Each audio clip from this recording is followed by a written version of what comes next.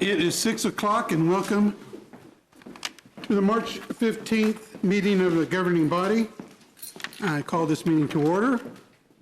And if you'll give your attention to Councilwoman Hiller, who'll provide the invocation, stand as you are able, and then remain standing for the Pledge of Allegiance.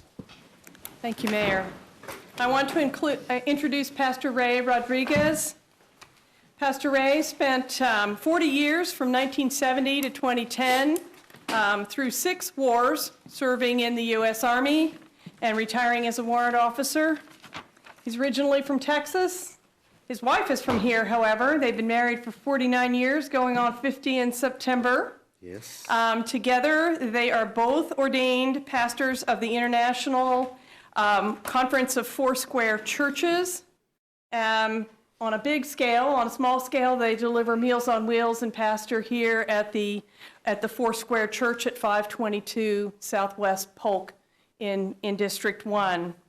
The church at 522 Southwest Polk was originally built by a group of people who migrated from Sweden in 1880 and served as a Swedish church for the first roughly 60 years of its existence. The ministry that Pastor Ray pastors is one of love and reaching out to those in need of hope and encouragement in their lives. With that. All right. I want to thank each and every one of you for such a great job that you're doing for the community, and congratulations on that. So let us bow our heads. Dear Lord, we pray that you guide each and every city council member, satisfy the needs that need to be met during this meeting, strengthen each and every member as they make tough decisions. I pray that they will be like a well-watered garden, like a spring water whose waters never fail.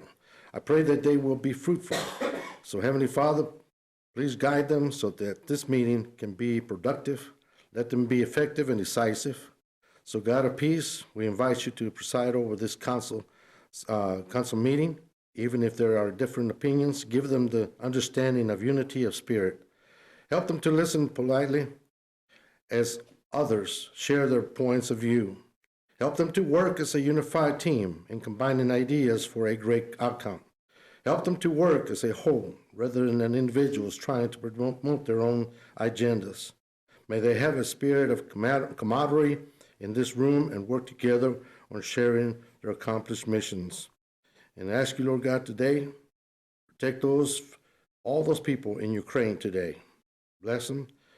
Especially take care of the children and women. We ask you these things in Jesus' name. Amen. Amen. I pledge allegiance to the flag of the United States of America, and to the republic for which it stands, one nation, under God, indivisible, with liberty and justice for all.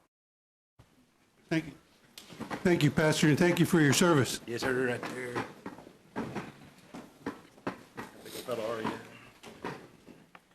Okay. If the clerk would read the roll call, please. Mayor Padilla, Here. Council Members Hiller, Here, Valdivia Acala, Ortiz,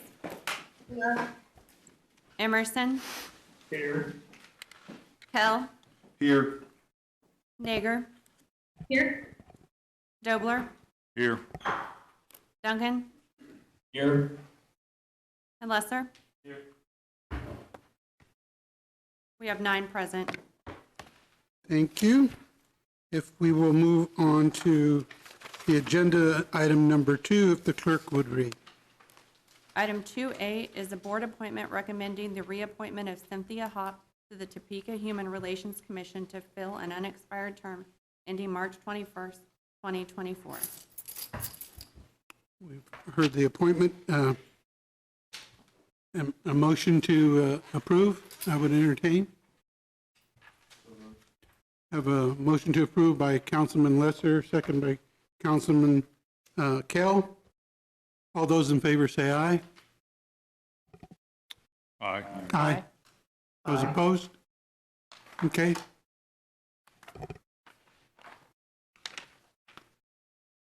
if the clerk now would read item number 3 from the agenda. Item 3 is a presentation for the 2022 redistricting update.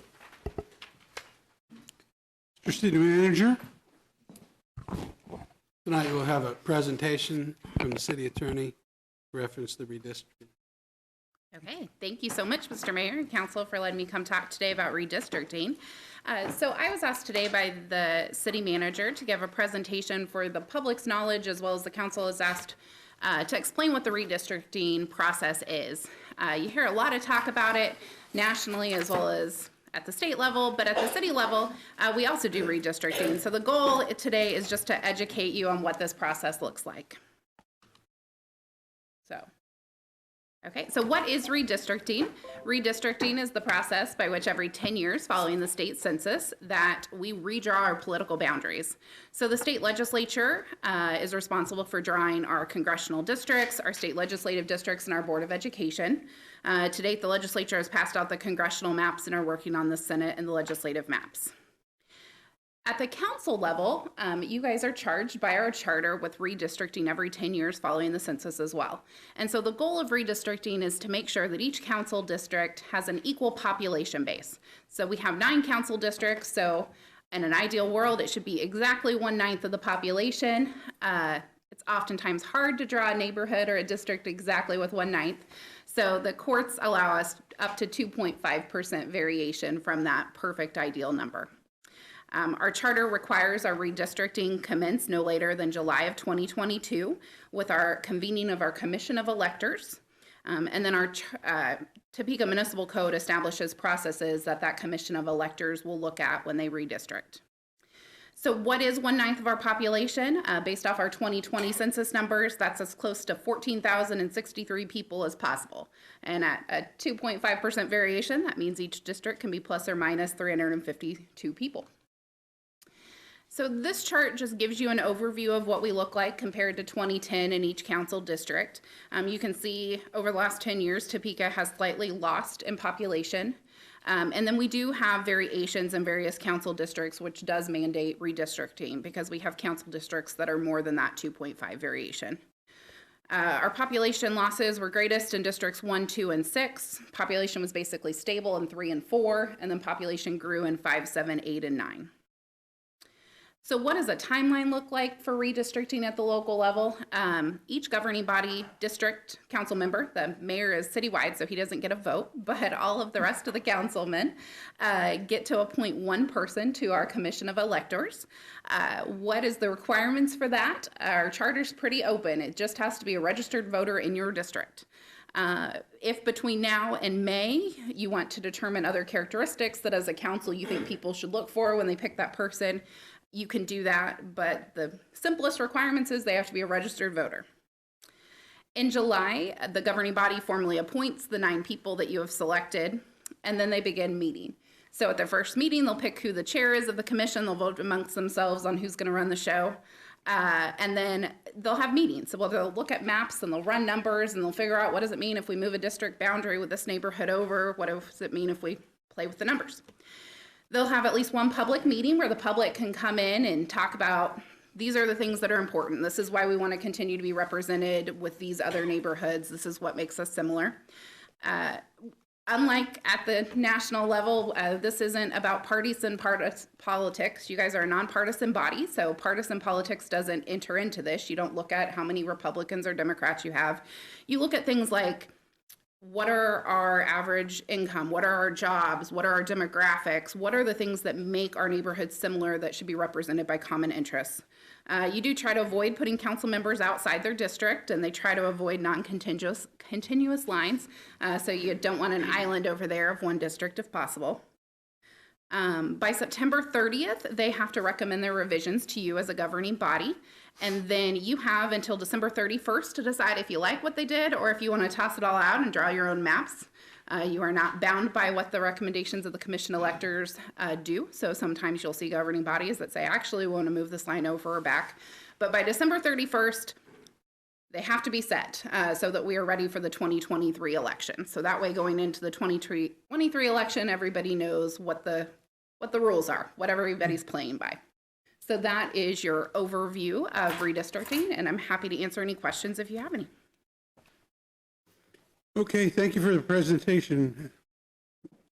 Councilwoman Ortiz.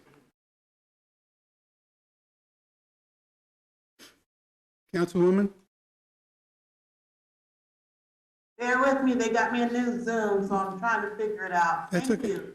I would like the last numbers from the redistricting, Amanda. Which last number? The last numbers from 10 years ago. Can you give me those numbers from the previous?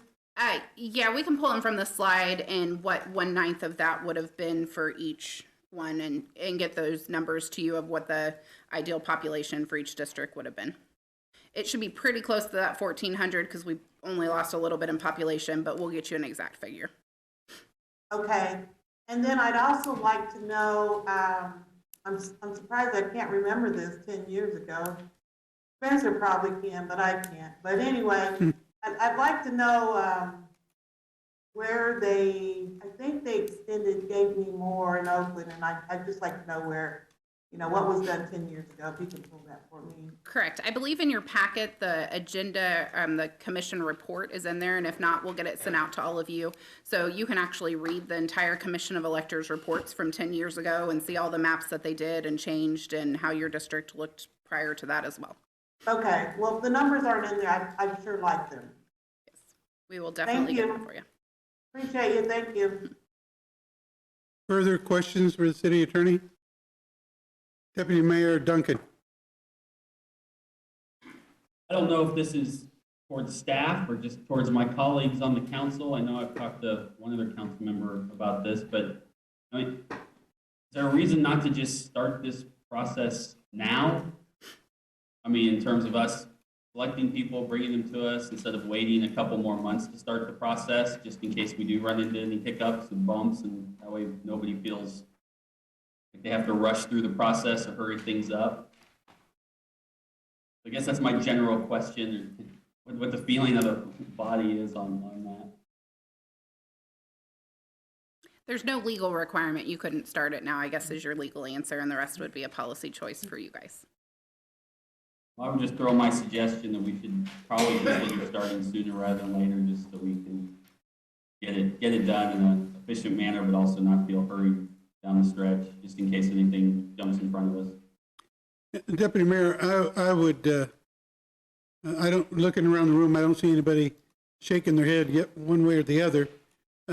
It would seem to make sense that if there's nothing stopping us from getting started, why not initiate that so that we don't, like is suggested, end up at the last minute trying to find those people that we want to sit, and if there are any issues, at least we have time to be able to address them. City Manager. Yeah, Mayor and Council, that was our intent, was not to wait. We want to have it in place by July at the latest, but there was no intent that we were going to wait to the last minute. Okay. Thank you for that. So at this point then, could council members, or should council members start to look at those persons that they believe that they would like to appoint to that commission? It looks like traditionally the deputy mayor has coordinated how you want that to go. If you want the individual council members to send their suggestions to you or your council assistant, traditionally the deputy mayor has taken on that role. Thank you. So We be careful were what you ask for, Deputy Mayor. Now you've got I'm wondering why it. so many people passed on it this year before it got down to me. Well, I would recommend that we go ahead and move forward, give that responsibility to the Deputy Mayor, and get this initiated. Any assistance that you need, Deputy Mayor, and get it from my office or the council office. So I appreciate you stepping forward and volunteering to do that. Not a problem. I will reach out to everybody and start that process. Thank you, Mayor. Okay. Ms. City Attorney, I have just a general question, and it's just out of curiosity more than anything. You weren't with us 10 years ago, but were you with the league then? I was not, no. Okay. So my question, just general in my mind, is how much did they change last time? How much shifting would we have seen? Would there be some historical reference that we could find out? Yes, and if we didn't include it, we'll get it sent out to you about the commission report from the last time you did this. And it shows that they had a disagreement and a split vote over where the boundary lines should be.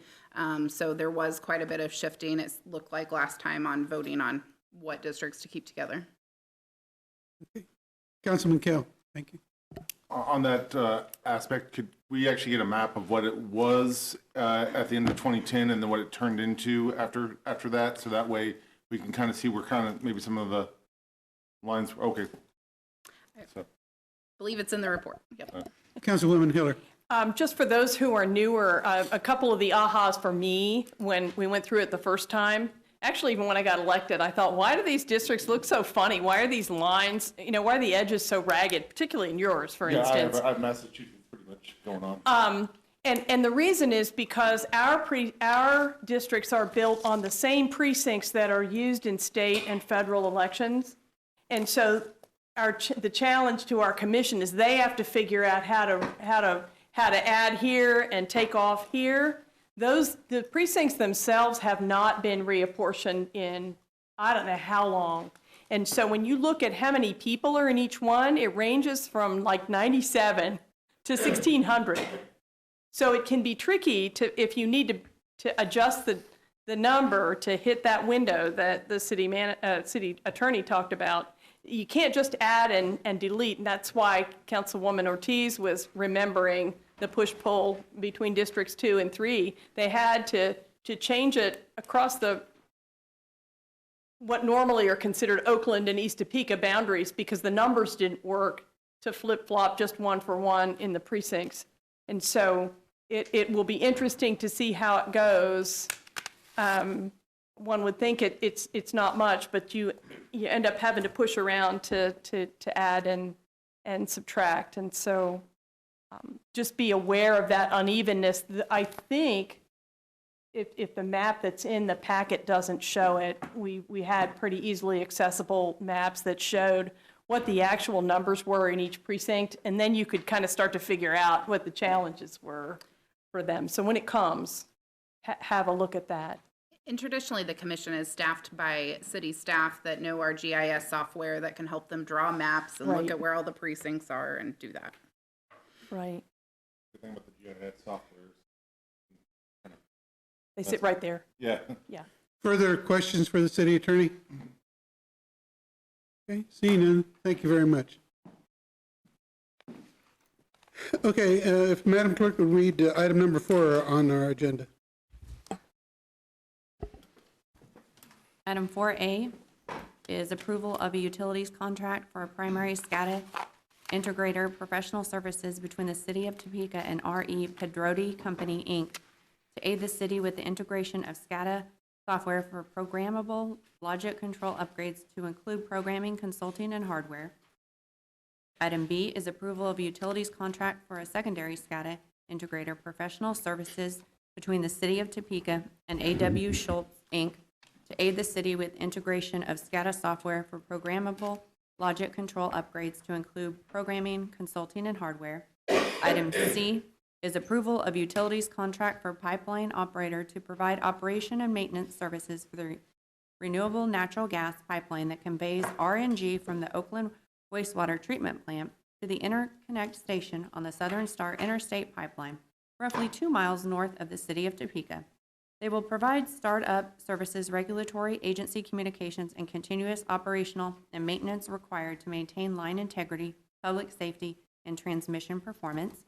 Item D is approval of a public works engineering contract between the City of Topeka and SBB Engineering LLC to perform engineering services for High Crest Street improvements, P-281245.02, including Southeast Irvingham Street and Southeast Truman Court water main replacement. Item E is a resolution introduced by Councilmember Christina Valdivia Acala approving a special event known as the Noto in Bloom. Item F are the minutes of the regular meeting of March 8th, 2022, and there are no applications. Okay, with the consent agenda having been read, I'll entertain a motion. Move approval. I have a motion to approve by Councilman Dobler. second by Councilman Kell. Madam Clerk, would you call the roll, please? Councilmembers Nager? Yes. Dobler? Yes. Duncan? Yes. Lesser? Yes. Mayor Padilla? Yes. Councilmember Hiller? Yes. Councilmember Ortiz? Yes. Councilmember Emerson? Yes. Councilmember Kell? Yes. We have 9 voting yes. Motion carries. Motion having been carried, we'll move on to action item number 5 is on the agenda. If the clerk would read. Item 5A is a public hearing to consider establishment of a business improvement district, BID, for the Noto Arts and Entertainment District. Okay, as I understand it, this is a public hearing that we're required to hold. I believe we have individuals who have signed up to speak on this item. Madam Clerk, I see 2 persons, is that correct? Yes, Mayor. Okay. I'll call the first person to the podium, please. Mr. Pedro Concepcion.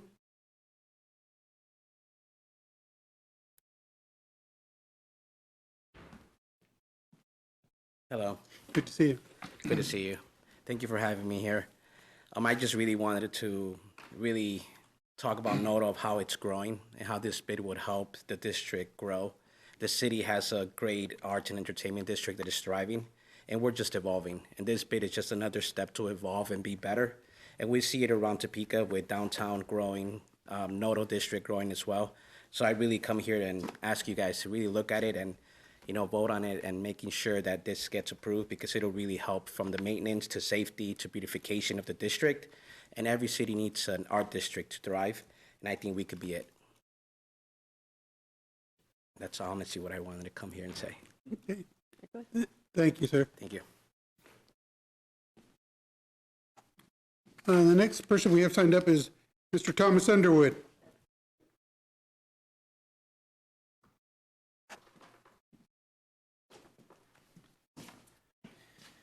Good evening. I actually came this evening just to answer questions or anything like that, but in the interim time, Monette Mark, who owns Farm Up Ceramics, was planning on coming this evening, and then she had a scheduling conflict.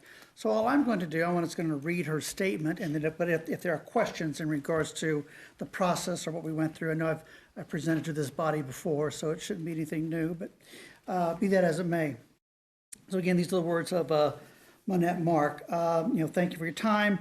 As one of the appointed committee members, I wholeheartedly support the Business Improvement District for the Noto Arts and Entertainment District. I believe it will elevate the Topeka community and benefit our reputation as a place to visit. However, I have one concern with the final letter sent out to businesses. It did not include the quote opt-out option. Instead, it broadly excludes all businesses in the area before 2008 from financially supporting the bid. In the original document submitted by the bid committee, there was a provision under the exemptions section that stated, in addition to exemptions outlined by statute, the committee recommends an annual, quote, opt-out option for those businesses that had a physical presence in the area before it became known as Noto District. For the purpose of clearly determined cutoff, 2008 is the year Heartland Visioning identified the North Topeka Business District as an area for development as an arts district. The letter sent out to the businesses clearly states, based on the Noto bid report, the Noto bid will be financed by an annual service fee identified in Exhibit A that will be imposed annually on the businesses within the district. However, no annual service fee will be imposed on businesses that had a physical presence within the proposed bid boundaries on or before January 1, 2008. In my opinion, I believe the opt-out option is also a choice to opt in to support the bid as the business sees fit. Excluding all businesses in the district before 2008 does 2 things. First, it creates a separation between businesses who may want to be included in the bid services. Second, the wording is open to interpretation and unclear. Does this mean that older businesses enjoy the benefit of the bid, without any financial contribution, or are they excluded from all bid services? I believe including an annual opt-out option allows individual businesses a choice. In addition, I think it should be stipulated that to opt out means beautification and promotion bid services are unavailable to those who choose services for free while others are paying their way. The annual opt-out option is an important part of the NOTO bid and should be included in the final documentation. Thank you for considering my support for the Business Improvement District for the NOTO Arts Entertainment District and concerns regarding the exclusion of the opt-out option. Is that the completion of her statement? I'm sorry. Is that the end of her statement? That is the end of her statement, yes. Okay. Mr. Underwood, do you want to stand for any questions that the body might have? I'd be happy to. Any questions for Mr. Underwood? Councilwoman Hiller. I will confess that since you all were bringing it forward, I didn't worry as much about the language in it. So what is the status of the opt-out, opt-in language that she discusses? After the language came back, the letters that went out to the area businesses, I did contact the city attorney's office and said, I thought that, the language I see in the letter is not quite what we had proposed. Our preference was that businesses would have to opt out on an annual basis instead of simply being excluded. I think to Manette's point, a business may want to participate, so let's provide that option. Plus, we believe that we're offering benefit to the entire district. So what she had proposed back to me, what Mary had proposed back to me was, however, businesses that had a physical presence in the district on or before January 1, 2008 are not obligated to pay the fee. Now, I don't know where that is actually in regards to the ordinance. So that was simply an email exchange. So it is what the businesses got.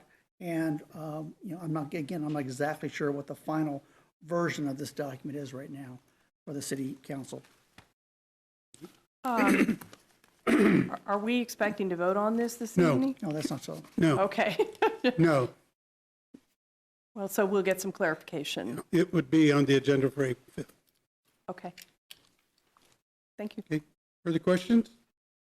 Well, if I could follow up then with Tom, since he's Go here. ahead. I mean, what is the general consensus in what is NOTO's board's recommendation about the issue? I followed what Manette was saying and what you said.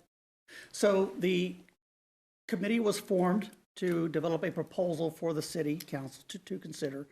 And this was prompted from feedback from businesses themselves. So this has gone on from other district meetings who had said, yes, we need to start checking into this. So before we did anything, we did somewhat of a survey of the district, inviting people to provide, are you interested?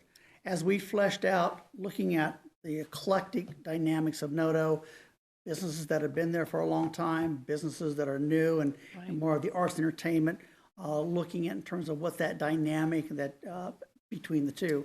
Worked very hard on trying to create a cohesive area, irrespective of what the type of business is. I've received very limited comment, received very limited negative comment in regards to area businesses.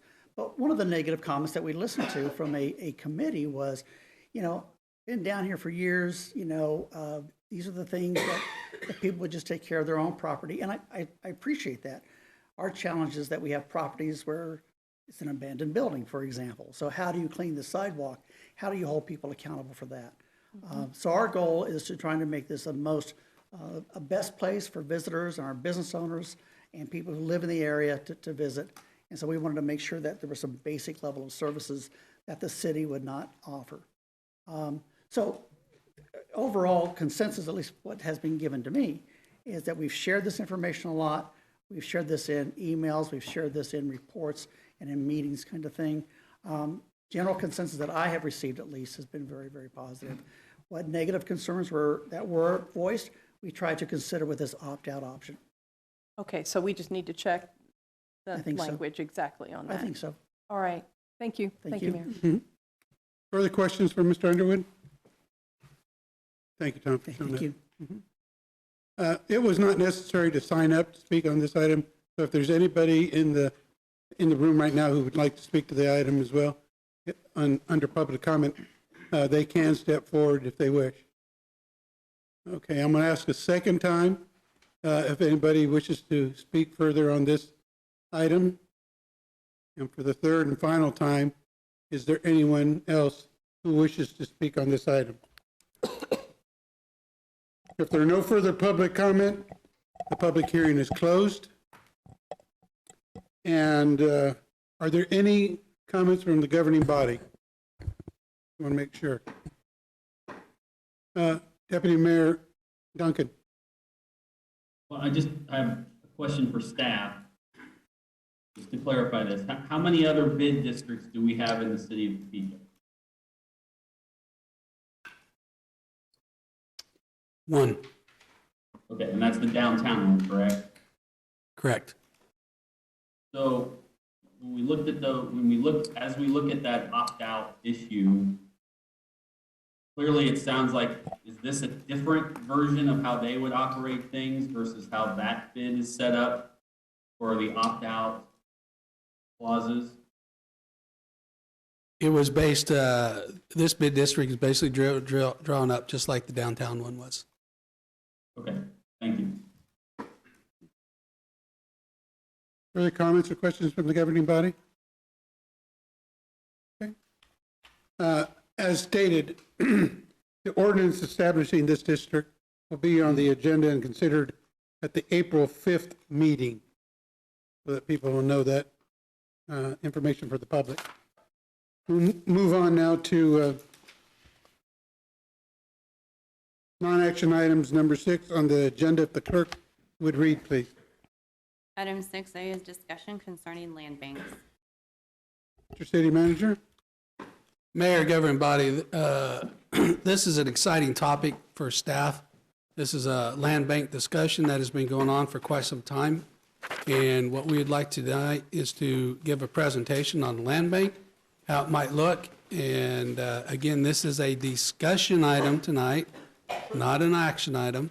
And so we hopefully can answer any questions we have. Now, we'll start the presentation off with city legal, and then it will be passed off to the planning department. So we'll start with our city attorney, Ms. Stanley. Okay, thanks again for welcoming me back. I'm not used to talking this much in one meeting. So I was asked by the city manager to give you a legal framework and a basic of land banks. And his goal for me was simply to tell you what the law is and then explain how you can change it or do what you want as a city governing body, and then turn it over to Bill Finder and his team to really give you what their vision is for what Topeka could look like. So first off, what is the basics? What is a land bank? A land bank is an independent agency of a city with the authority to acquire, hold, manage, and convey abandoned, tax foreclosed, or otherwise underutilized or distressed property in order to convert the properties for productive uses. So where does this land bank authority come from? This state statute was actually requested by the city of Topeka in 2009 during the legislative session. During that session, the mayor of Topeka at the time, as well as council and staff, advocated to the legislature for this authority. However, following the 2009 session, land bank ordinance was never adopted by the city of Topeka. So under the statute, a governing body can choose to establish a land bank by ordinance. You can also dissolve it by ordinance. And it is governed by a board of trustees appointed by the governing body. In cities of our size, that board of trustees is typically an independent group, although in smaller cities, oftentimes the governing body serves as their own board of trustees. Their annual budget is approved by you, the governing body. They're required to submit reports to you on or before January 1st of every year, and those reports are detailed things like how many properties are in there, what was the average cost, telling them what the story looks like, how many properties have we rehabilitated, the finances, making sure everything's in order. They are an entity of you, so you form them, you can dissolve them, so they fall under all the basic rules that we all fall under: open meetings law, cash basis law, open records law, so they are open to the public. A key point that I think gets lost in land banks is oftentimes we get our view focused on what is the land bank we've heard of, or what do land banks traditionally look like. One of the cool things about land banks under our statutes is that the board can accept or refuse any property. So that really leaves the power with the governing body to say, how do you want to structure this? There are lots of different visions of land bank across our state, and different communities have set them up in ways that work for them. You've got some in major cities like Olathe that haven't accepted property in years, and you got other ones that accept lots of property. So it's simply a tool to use how you want to see fit. The board can sell property subject to any restrictions or covenants deemed necessary for effective reutilization. So the whole goal of a land bank should be to get property back on the tax rolls, back into productive use. So if you are selling a property out of the land bank, you probably want to make sure that it has covenants on it, that it's going to be fixed up within so many months. But what is unique about land banks? That's the question I get asked a lot, is what makes this different from any other tool in the toolbox that a city has? And that really comes down to ad valorem taxes and how property taxes are treated in a land bank. Land banks are a unique creature of statute. They are the only way to wipe back taxes of the state and county without having to go through a tax foreclosure sale and wipe those. So if a property is donated into a land bank, the county must wipe all of the past due state and county taxes, as well as city taxes, with the one exception of special taxes. Special assessments are at the discretion of a city's governing body on whether or not those are wiped. And then the property is exempt from ad valorem taxes while in a land bank. And that was part of what is in our original testimony back from 2009 to the state legislature on why the city of Topeka had wanted it. Just because a city owns property, that doesn't make it tax exempt. You actually have to be using it for a governmental purpose. It has to be exclusively used for government. So if somebody wanted to donate a house to the city tomorrow, if we weren't using it for government uses, we'd be responsible for property taxes on it, just like anybody else would. If it was donated to a land bank, however, the property taxes are frozen. It's tax exempt for the entire time it's in a land bank until you actually put it back on the market and it's sold back into productive use. So that can be an important tool when you're looking at the cost of rehabilitating it. Also, unlike other tools, for example, if a nonprofit goes to take an abandoned house, that house could still be sold in a tax sale while they're rehabilitating it, versus if it's in a land bank, it's protected from that because those back taxes are wiped. And so how can property be accepted into a land bank? That really varies on how you set it up or how you structure it. A city could purchase property, they could be donated.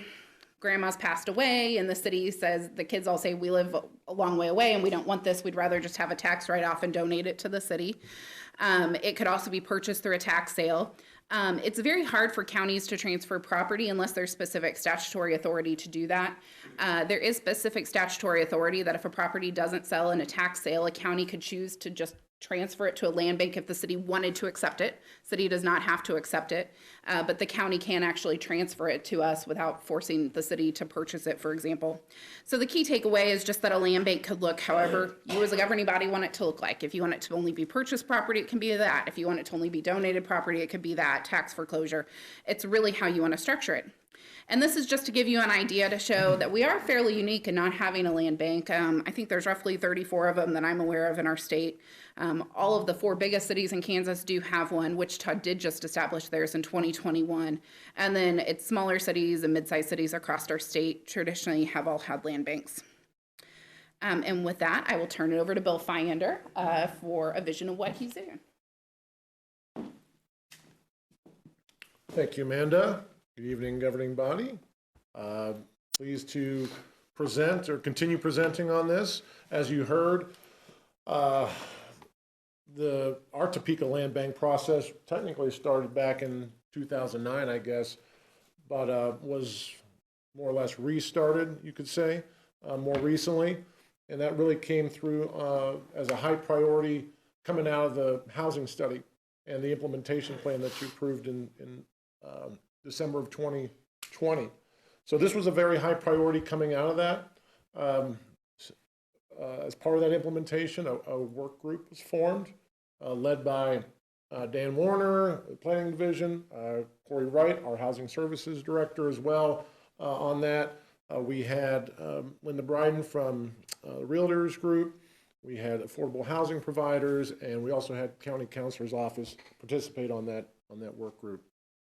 So what they do, did a little research and benchmarking against other cities and community models, kind of what to do, what don't. As you saw, there was a lot of examples out there. That's a good thing. Worked on developing an ordinance that there's a draft of in the packet. Worked with legal on that, and then recommending a pilot after taking all this into effect, kind of what works for Topeka. As you heard, no two really are the same. You can really set this up however you want. So what are those next steps in what we would consider a pilot program for a land bank? The first thing would be obviously to adopt the ordinance to authorize it and establish that board. That board would be professionals who would have the wherewithal to really give pretty good guidance on real estate and land bank matters.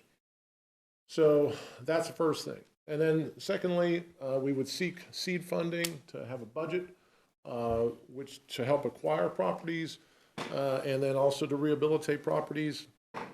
We have up to 5 to 7 properties as an example of what a pilot might look like.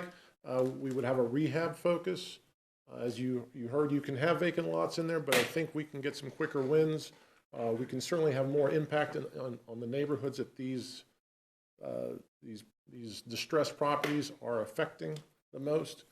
And so that would kind of be the next step.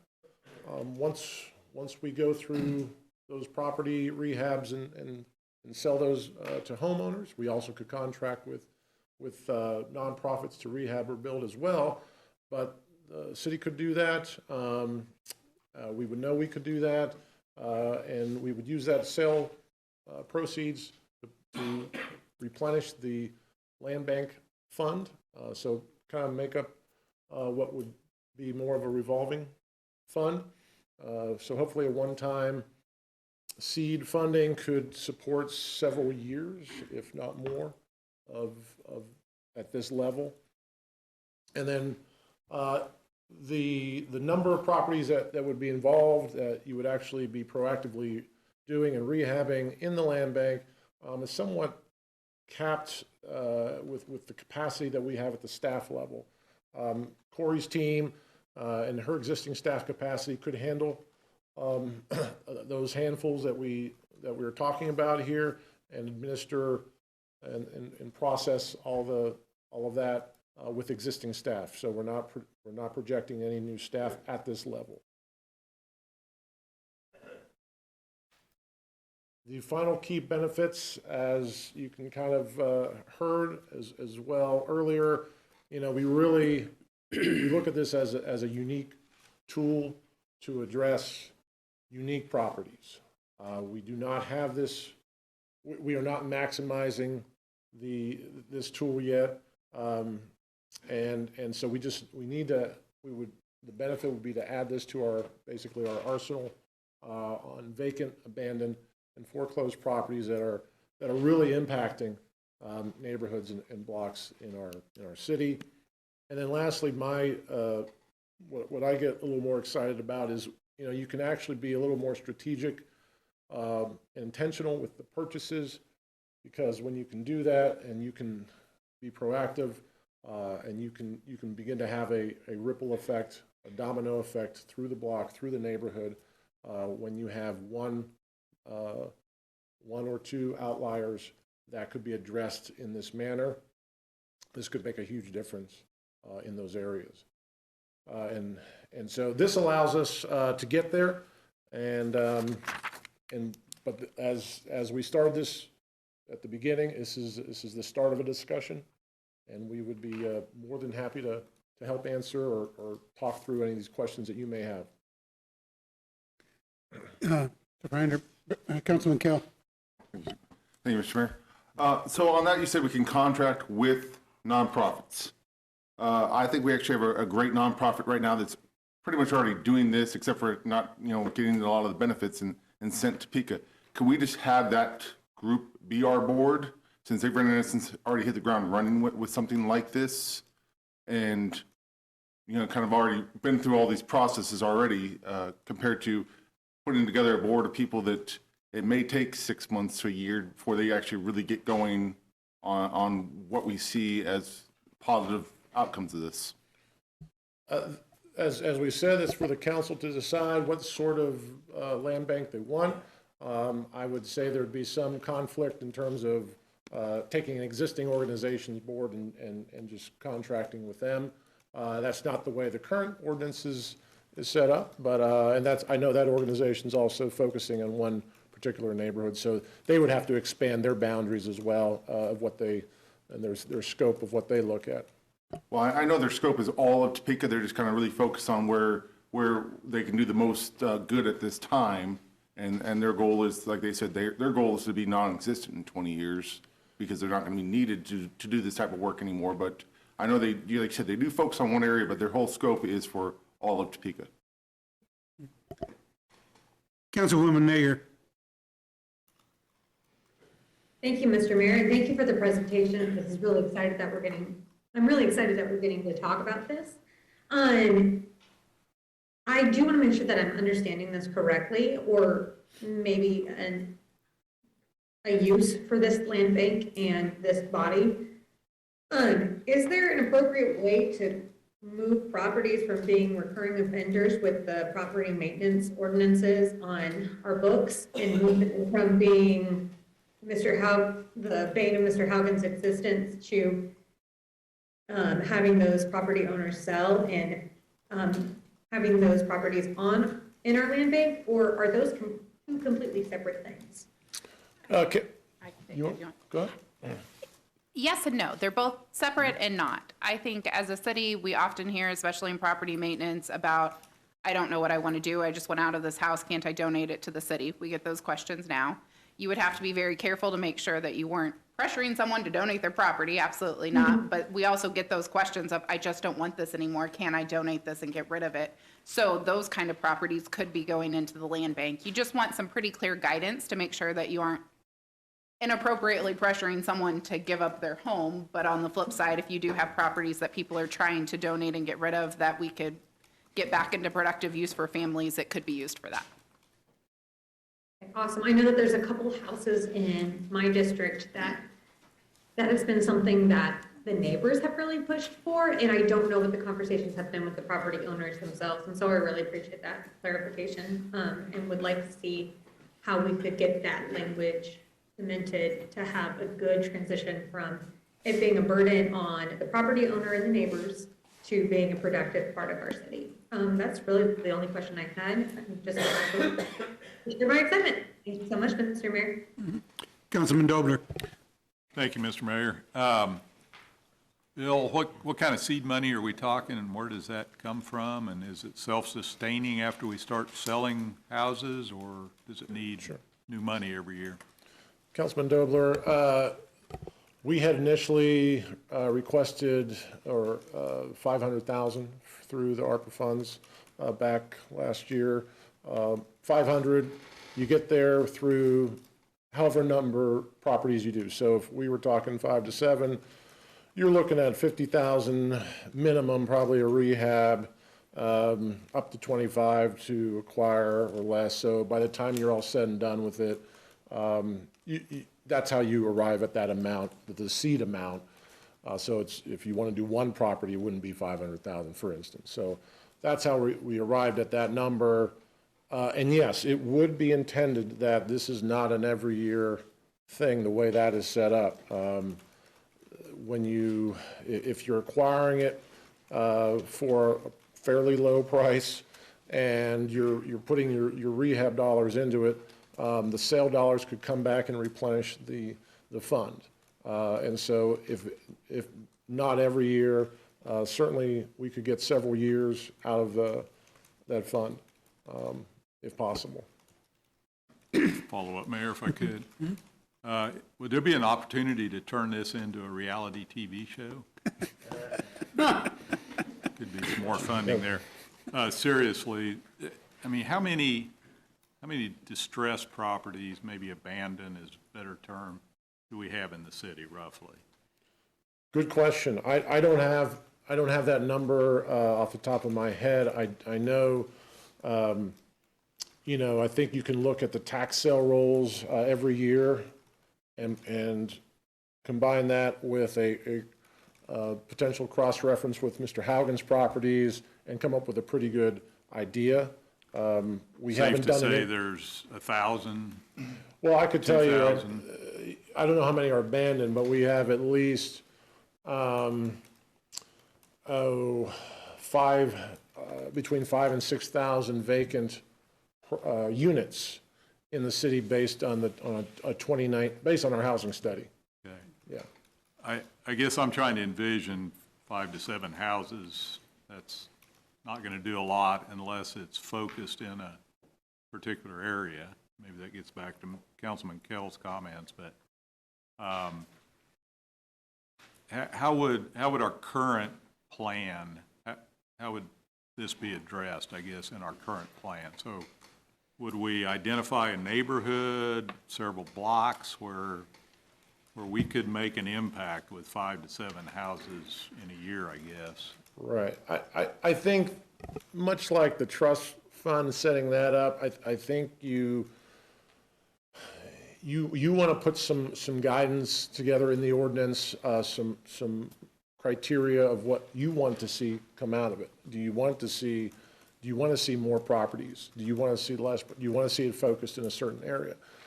And have that board make a recommendation as to how to proceed best. We landed on a more conservative approach, I think, because we do believe there are, even though it doesn't sound like a lot of properties that you would be impacting, we could be more intentional with those and make a bigger difference. If we're just trying to get as many properties turned around as possible, I think that's where we saw some other communities run into problems. It got to be overwhelming, to be quite honest. And so we don't want to set the expectations so high here, but I would agree. I think there's a couple targeted approaches, but I do see it being different neighborhood to neighborhood. I don't know that we have 5 sitting in one particular neighborhood that we think is feasible to put back into productive use. I think the way we see it, this is going to be fairly selective. Where can we make the biggest impact? And like just one property on a block that has gone, they've left the building, literally, that has a ripple effect that could be turned around with just one rehab. I have a couple of questions, Bill, and then Councilman Kell. I think you kind of addressed a couple of them with regards to the selection of properties, how that would occur, and I guess that board would maybe establish, as you suggest, a particular focused area, because saying you'll do one north, south, and west, I don't see an impact. If you said you were going to do at least 2 or 3 in a particular area, that looked like if they had that change, the rest of the neighborhood could change. So is that entirely up to that board that's put into place to do that? And I guess that would be their driving criteria or goal, is to see what impact those 5 to 7 houses can make and then move on to the next. Because as suggested, with that many homes on the list, it'll take a while to make a real visible change across the city, but at least enough to initiate or ignite neighborhoods to do more on their own as well. Sure. So is that a board responsibility then? I think it is. I think that's something that you're beginning to get down into more of the operational aspects of it. Where do you want to focus? I will say that in our experience, if we're talking about one home, if it's a stable block in a stable neighborhood, that is a huge impact. If you're talking about one home in one of our intensive care neighborhoods that has many properties that we need, that would have less of an impact. So you would need different treatments, different approaches depending on where you go. And quite honestly, we're trying to, they're probably not going to be focused on the, these are also voluntary sales and purchases. And so we can't force anything. So it is a bit of a, identify those that we think can be turned around with a reasonable amount of rehabilitation, and those that would have the most impact. So yes, in a more at-risk intensive care, you would probably need to focus more, multiple homes in those areas. Okay.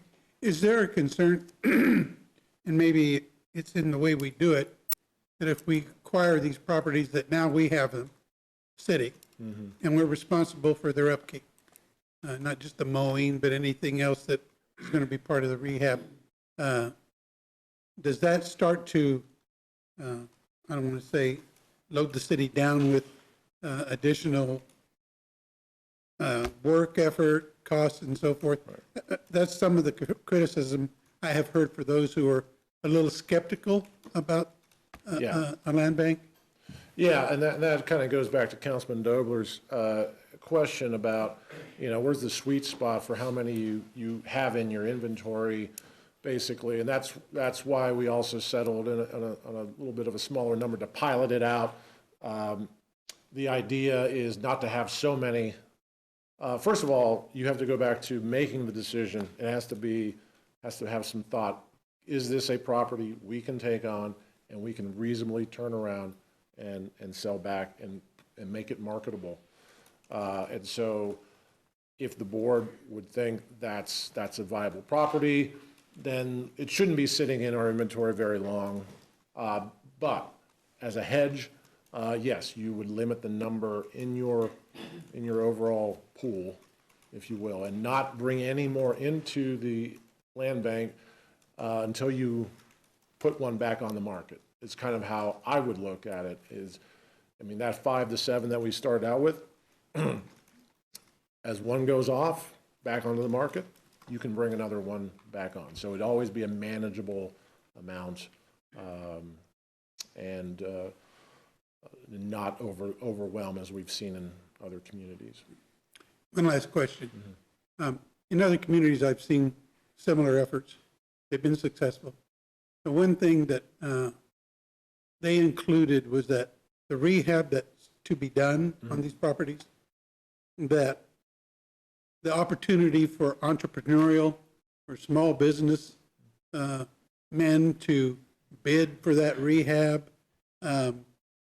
really encourage the growth of that construction business in that neighborhood, in that city, and at the smaller level too, so that we weren't relying on just long-established construction companies. We had those that had been vetted and licensed and gave them those opportunities. I see this, if we move forward with it, as a real, for me, a component that I would look at as to who would be able to do that rehab for the city to help in our capacity and to spread that opportunity to entrepreneurs that are just getting started. This could be that niche that would help grow that industry in our community as well as help us out with those properties. Very much so. Is that something that could be considered? Yeah, I think, the thing that maybe not everyone sees is there is an entrepreneur spirit to this. We are going to have to contract out for the work to be done. There's going to have to be a realtor involved to find homeowners. So there's going to have to be many folks involved in this to get it done, and that involves the whole community, not just the land bank agency.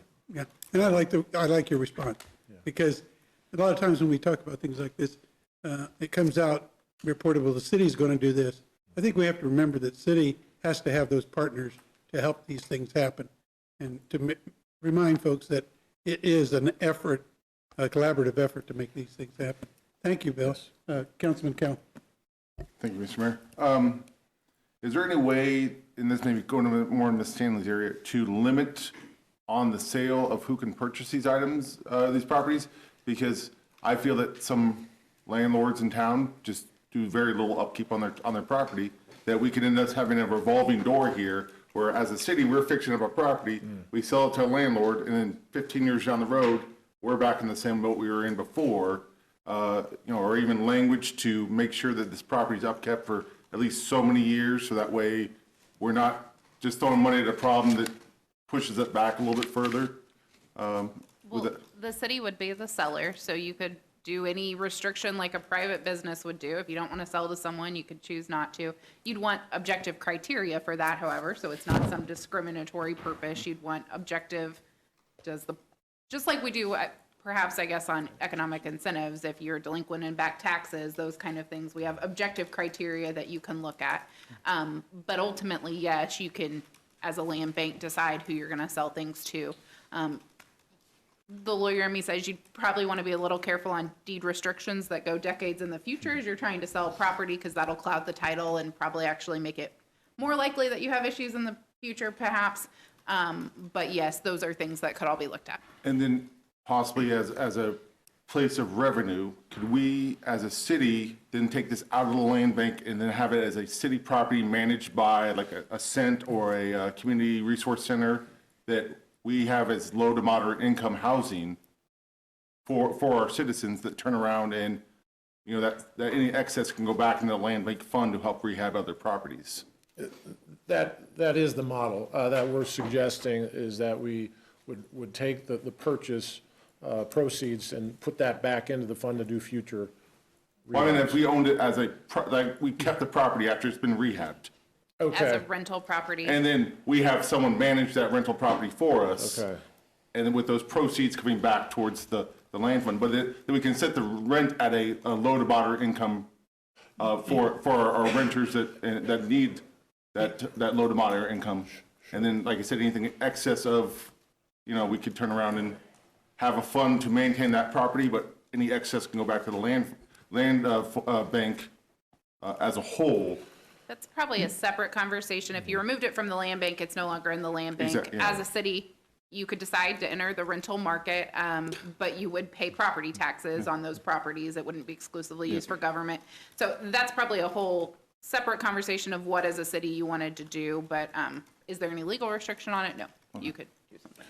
There is a way, it's called, they're called land trusts. And basically you put deed restrictions, how much you put on those, about who can live there in income-wise. So it remains a dedicated, affordable unit in perpetuity.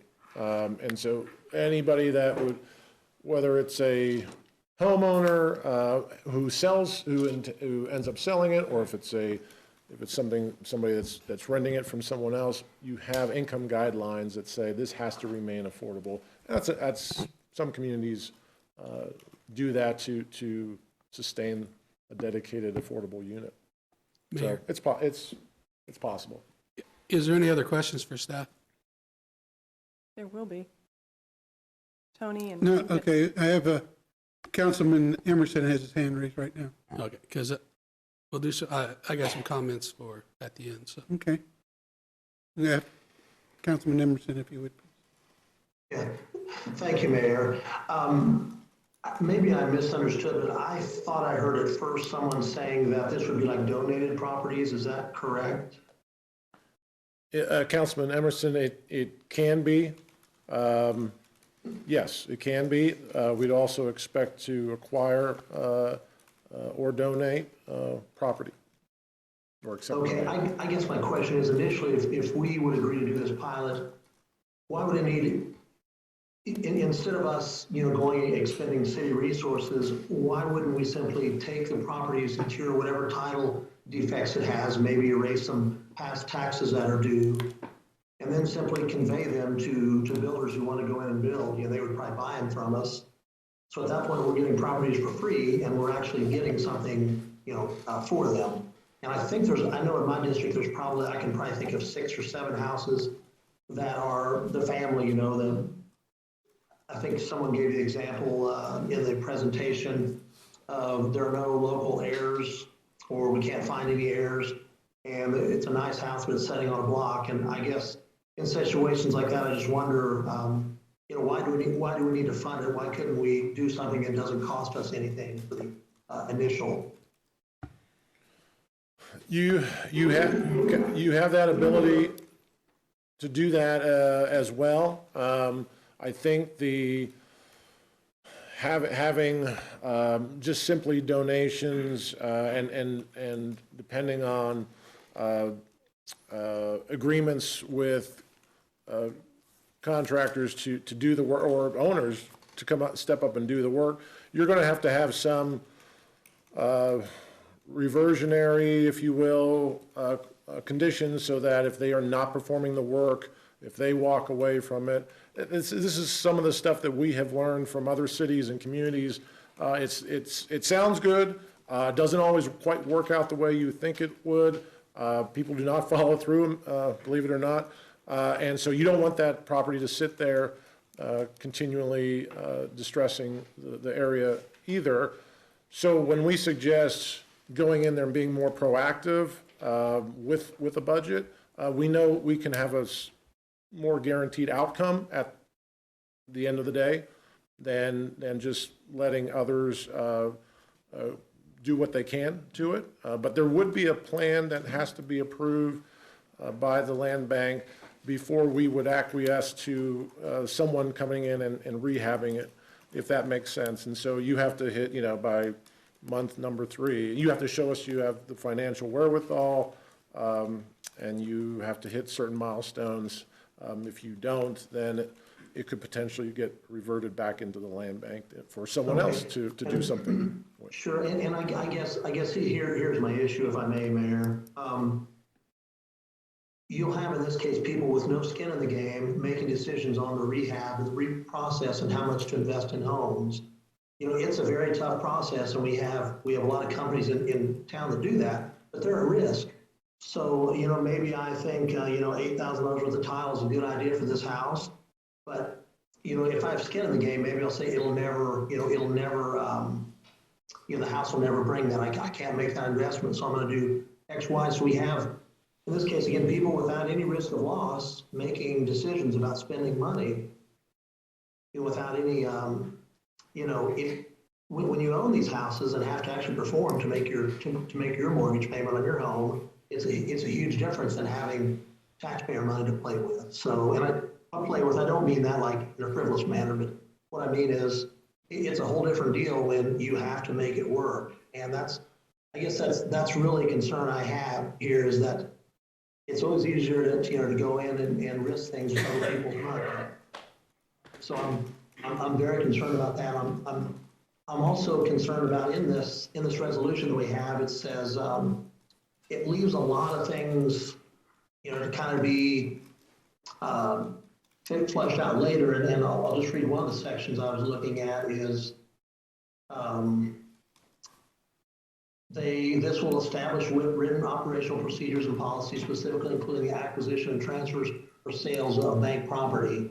And it looks to me like we kind of are being asked to approve the barest framework for this, and then this 4-person non-elected board will kind of make up what rules they're going to operate on. I guess I'd feel much better, having some of those things more fleshed out, I guess, before we would approve this. So those are my 2 things. I would love to get the city out of the business of overseeing the improvements, and 2, I really need to, personally, I need to see a lot more of this fleshed out, how it works before I'd feel comfortable with it. So thank you, Mr. Finder. Thank you. Thank you. City Manager, did you have a response that you wanted to? Well, I think one of the things we need to keep in mind that this discussion is to simply say, are we going to establish a land bank? Are we going to have the authority to do that? And all of this, how it looks, what's it's going to do and all that, that's conversation after we get the approval of whether we're going to do a land bank or not. I hear the phrase, no more status quo, we got to grow. And this is one of these opportunities where we're opening up that for the city of Topeka and the residents. And so, again, the discussion here for us is, do we want to establish a land bank? And it's a simple yes or no question, really. That's what will be decided in the first part of April. All the dynamics of what it looks like, how it's going to operate, and all that is conversation after we decide if we're going to have a land bank. Thank you. Councilwoman Hiller. Thank you, Mayor. I have a lot of thoughts on this. I respectfully disagree. I don't think we should go forward with considering a land bank until we know why we need it, where we want it to fit, and have some of the things that Bill has discussed already this evening as options written in. I'm confused, actually, because I read the ordinance and I read the information.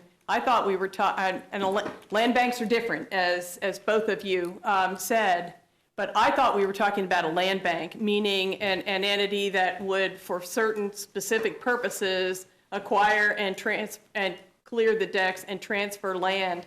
What I'm hearing right now, and I don't think redevelopment was even particularly talked about in this proposed ordinance, was a new redevelopment agency, you might even call it, or someone that's set up really comparable to Habitat, Cornerstone, and the Topeka Housing Authority that we already have. And so now the $500,000 make more sense, but I'm really puzzled why we would be talking about getting the city into that business. We did some occasional infill housing development fairly steadily for a number of years and recently got out of it, I assume for good reasons. And so if we're talking about getting the city into the redevelopment business, that is one thing that people sometimes do with land banks, but I did not anticipate that being what we were talking about here. Some of the reasons I appreciate the introduction that said there are different ways to do this, and we're talking about something that's very conservative, yet I'm not hearing the governors on it or the clarity. Again, we just got out of the construction business, and so I'm surprised that we're talking about getting back into it. We have land banked before. I was involved in doing that when we did the Tennessee Town Plaza, for instance. It took one at a time with the city's real estate officer to acquire those properties. We were doing them with a partner in that case, that was THA, so they took care of covering it. We just did the process. So it's possible to land bank. Those were targeted because the city wanted to redevelopment a block, or our partner, THA, wanted to do a block, and so we've done that, and obviously we've done it before because we own like 200 and some properties by the report that we got the other day, of which 34 are apparently, in the question and answer, are resaleable, but obviously we haven't sold them. We've had them, many of them, probably for more than 20 years. So those things just give me pause for us to look at why we did what we did in the past, why we got out of it, who the partners are.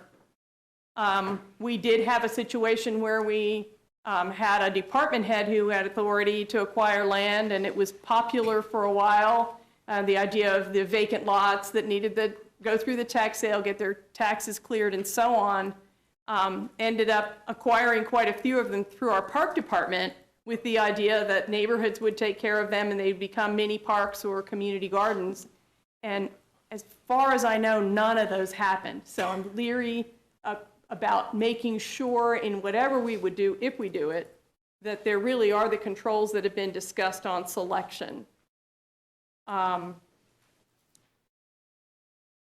In the question and answer that we had, and I wrote most of those questions, if not all of them, I asked for 10 examples of missed opportunities, and I really meant that. It wasn't so much digging, but I do think that we all need to know exactly what that gap was that we were missing, what was not.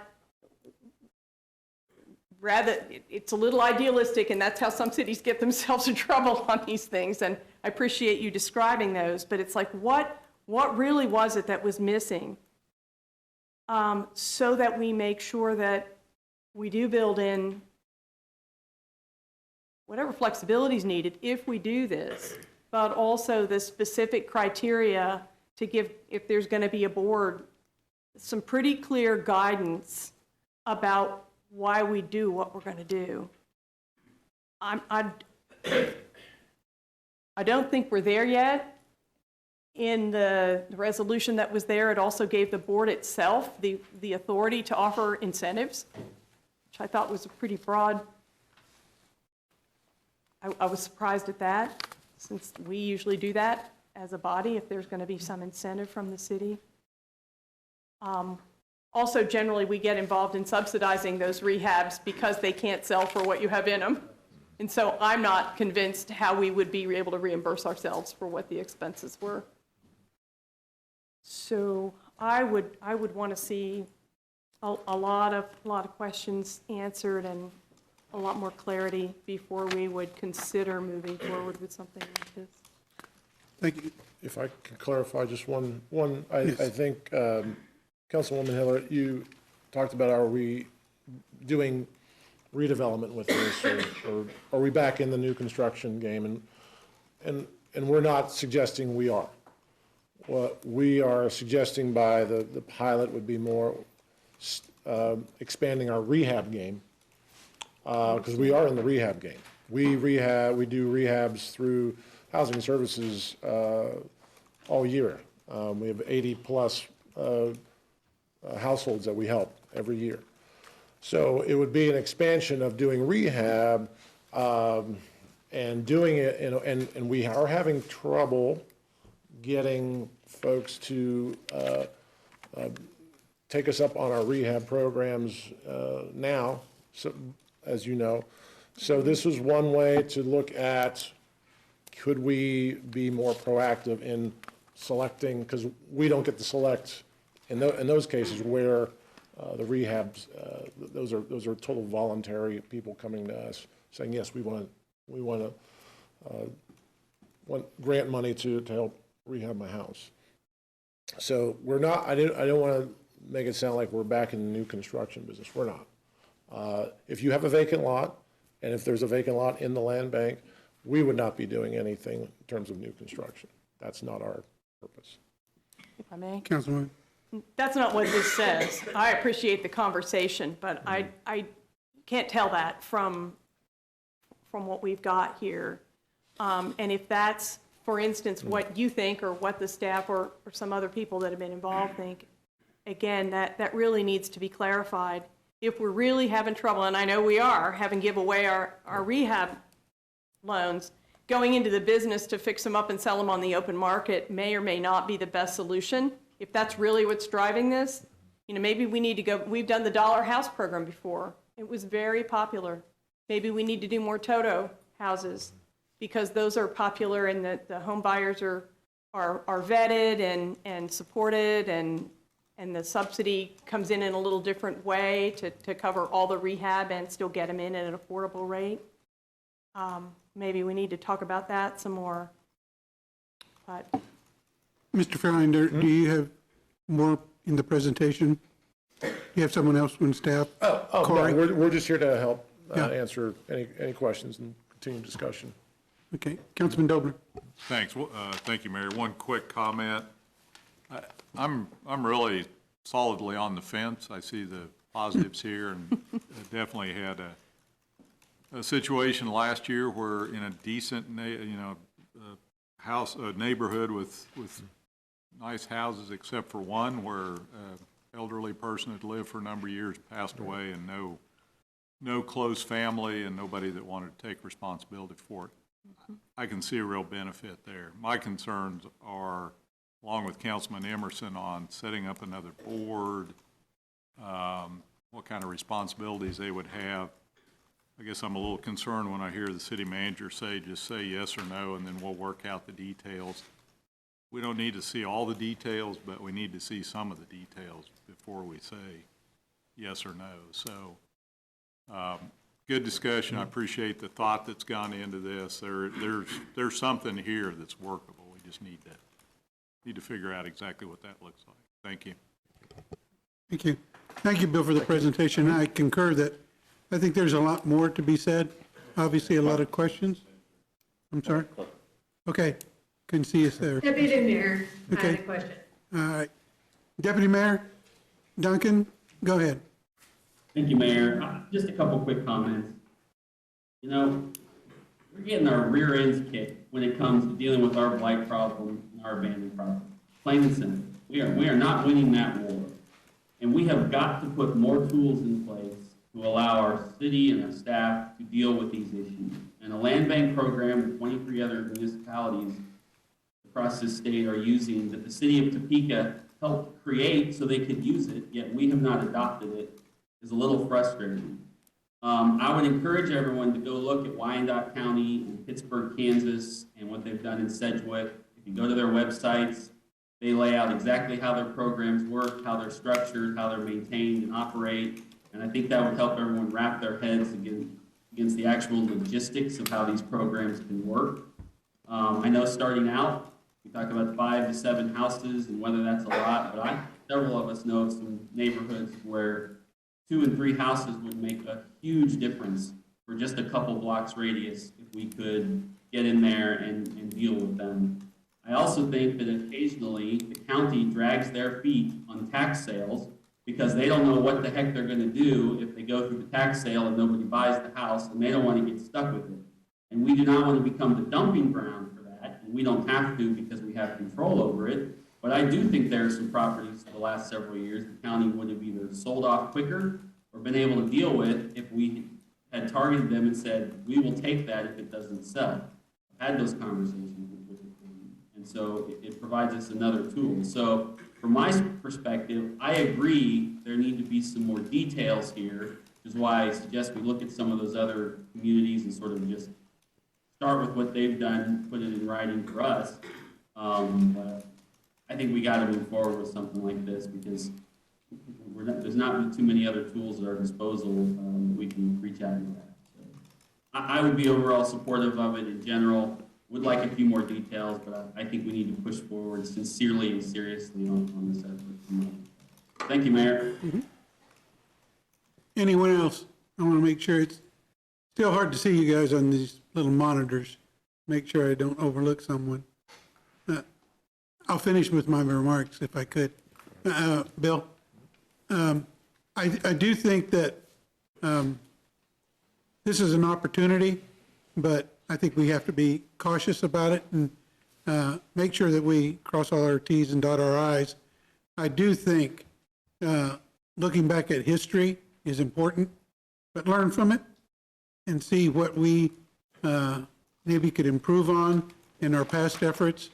But we have to do something to help this city take care of its neighborhoods, and the city has that responsibility, in my opinion, and can take the lead on this. So I appreciate the work you and your staff have done.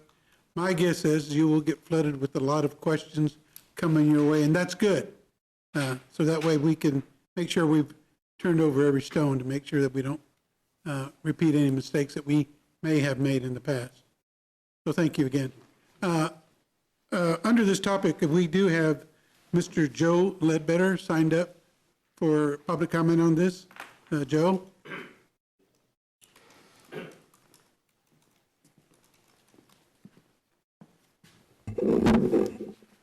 Thank you, Mayor and governing body. I don't have a definitive decision on this personally, but I will tell you that it is a tool. It does sound interesting. However, rehabs are very expensive. I've done some of them, and I've done them for nonprofits as well. And just because somebody wants to donate you a house that grandma lived in for 80 years and didn't maintain it well, no offense, some of these houses are in pretty tough shape. Now, I'm going to get back on the city a little bit. I realize we need more tools to take care of the code problems. The issue is enforce the codes to begin with. Now, I know that sounds simple, but honest to God, if we had enforced our codes over the last 20 years, I don't think we'd have a high crest that had gotten as tough as it has.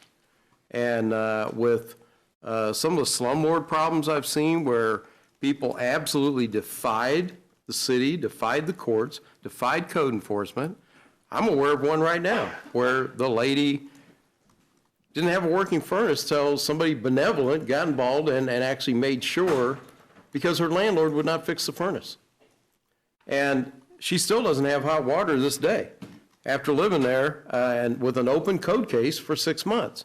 Now, I'm not blaming anybody in this room for what has happened in the past, but I'm telling you, until we get to the central issue, which is enforce the codes and put some teeth into it and some penalties into it and some court costs into it, I wouldn't, and I'm not saying this is a bad idea, I'm not saying it at all, because there are cases where I'm sure that some of these houses really do need to go to a third party, and these neighborhoods are suffering.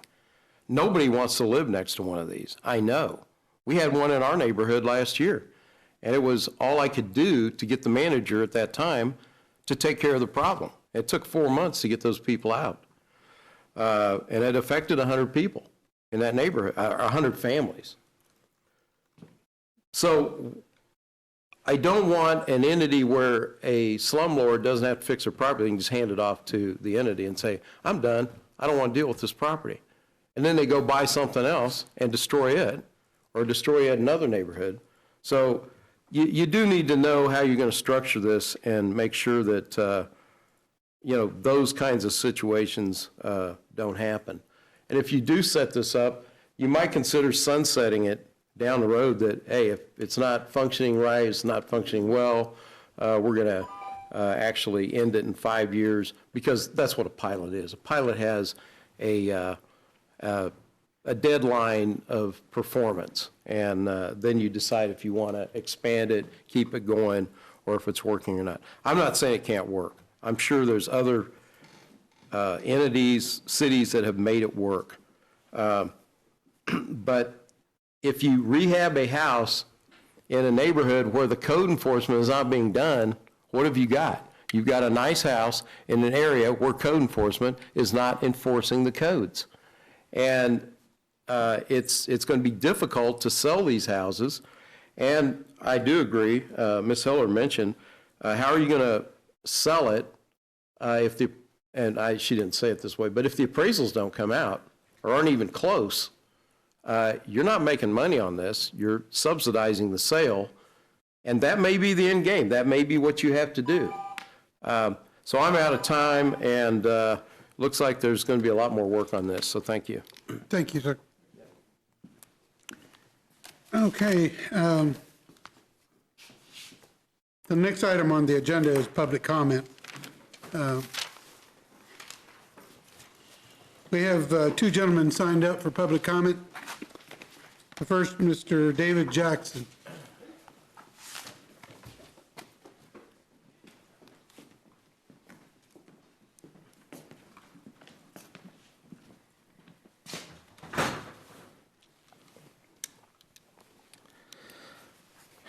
Good evening.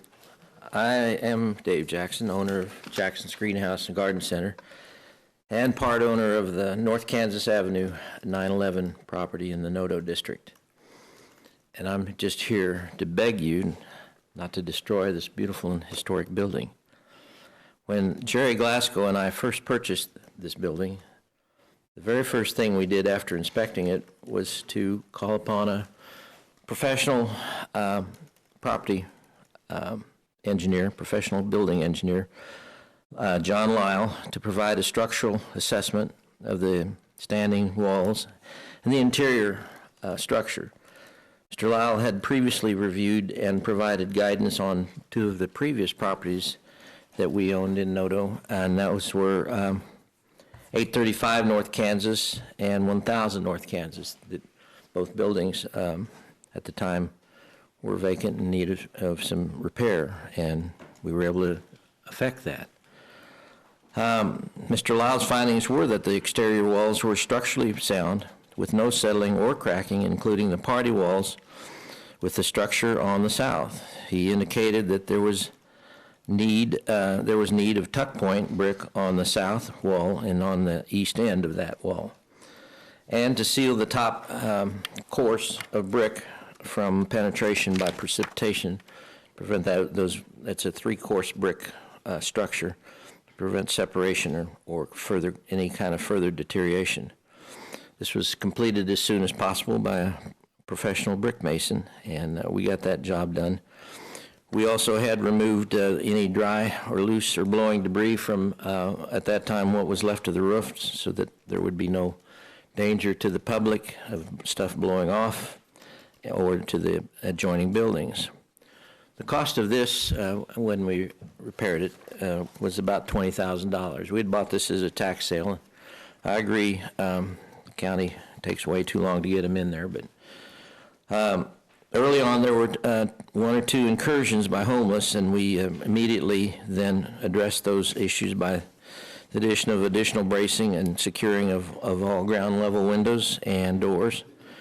There has been no unauthorized entry that we can tell for more than 3 years at this point. So the building we feel is secure. In addition, my staff removed 6 trailer loads of debris at ground level in 2019 to prevent the threat of fire hazards by anyone who might have managed to break in, although there were no break-ins at that time.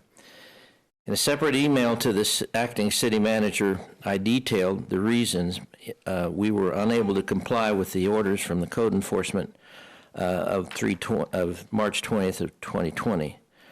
And you have all of that in your hands. I believe I sent copies, so I won't repeat these.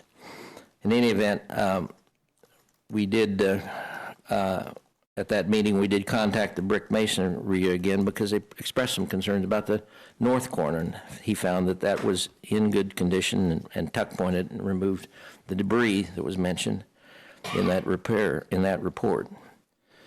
We've also contacted John Haas and his staff at HME Metal to inspect the building and provide recommendations. His engineers concurred that the walls of the structure are safe and steel columns can be erected within the building affixed to the brick walls.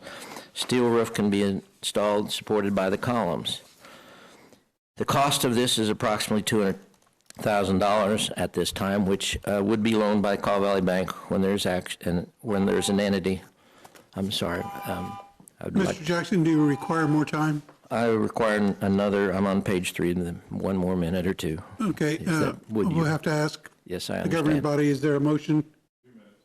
A motion for 2 minutes by Councilman Dobler and second by Councilman Kell. Do the roll call vote. Councilmembers Dobler? Yes. Duncan? Yes. Lesser? Mayor Padilla? Yes. Councilmembers Hiller? Yes. Ortiz? Yes. Emerson? Yes. Kell? Yes. Nager? Yes. We have 9 voting yes. Okay, voting yes. Proceed, Mr. Jackson. Thank you, council members. I appreciate it.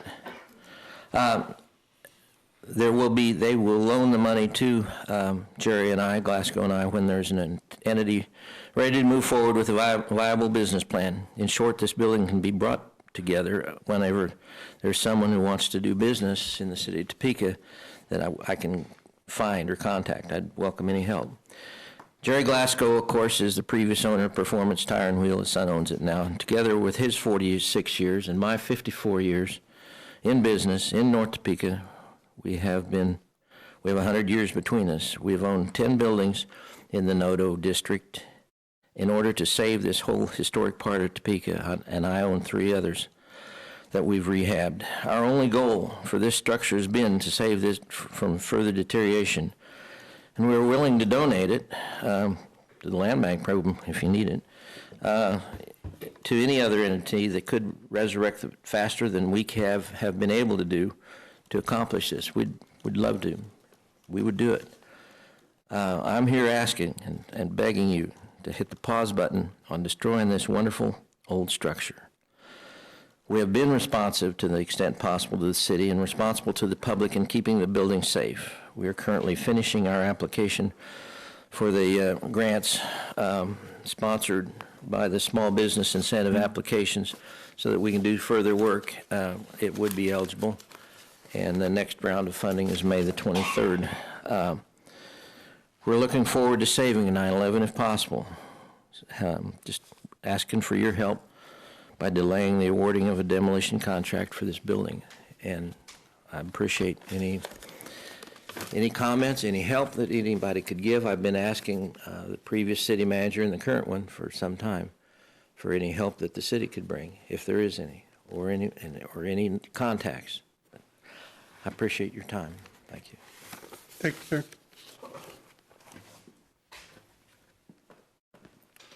Second sign up is Mr. Joe Ledbetter.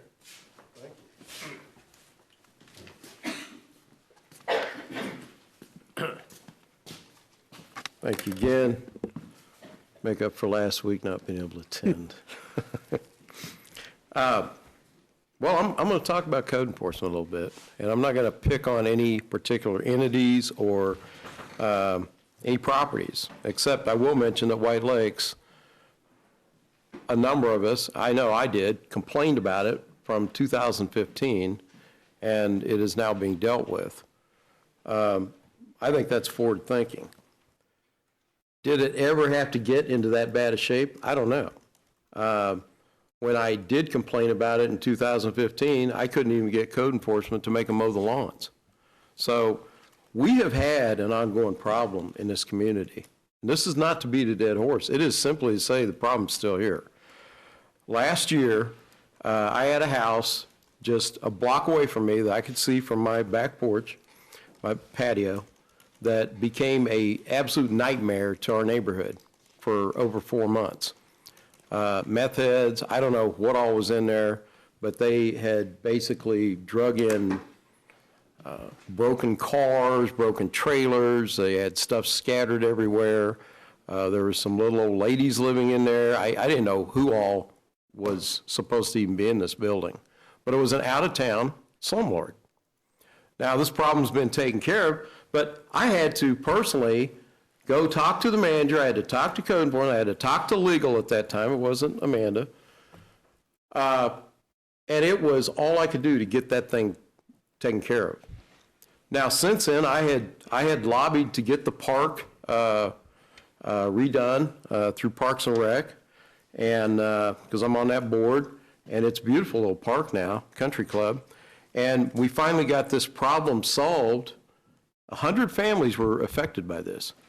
After this entity, these people were moved out and the sanity restored to the neighborhood, and you know, the landlord confronted and made to fix the problems, and did, and hasn't come back, the problems. We had 2 sales just down the street from me that were off the charts on house sales this last summer, and so now my taxes are going to get to go up 20%. And it's all because of code enforcement being done right and parks doing some good things. And I'm not going to begrudge that if I don't win my hearing. But it's okay. I don't mind paying a little more. But the point I'm making is codes affects our tax base, folks. It affects our budgets.